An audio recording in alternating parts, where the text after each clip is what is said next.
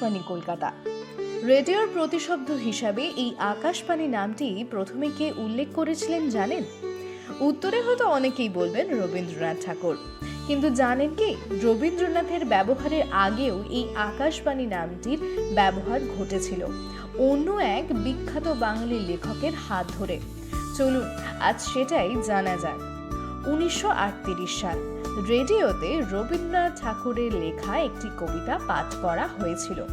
কবিতাটি ছিল, ধরার আঙ্গিনা হতে ওই শোনো উঠিল আকাশবাণী।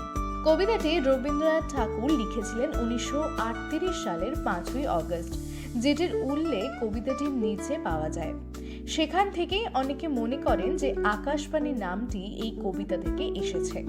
কিন্তু তার প্রায় 16 বছর আগে অর্থাৎ 1922 সালে সুকুমার রায় একটি প্রবন্ধ লিখেছিলেন সন্দেশ পত্রিকায়, যার নাম ছিল আকাশবাণীর কল। তাতে তিনি লিখেছিলেন যে আমাদের গল্পে ও পুরাণে যে আকাশবাণীর কথা আমরা শুনতে পাই, এও যেন সেই আকাশবাণীর মতো। কোথাও কোনো আওয়াজ নেই, জনমানুষের সাড়া নেই, অথচ কলের মধ্যে কান দিলেই শুনি আকাশময় কত কণ্ঠের, কত ভাষার, কত বিচিত্র গান আর কত যন্ত্রের সুর।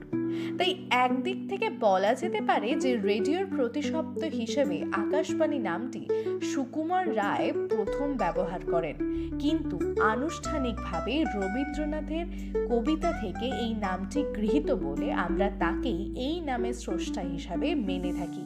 এমনই অনেক অজানা তথ্য কাহিনী পেতে সাবস্ক্রাইব করুন আমাদের জানা যাক চ্যানেলটিকে।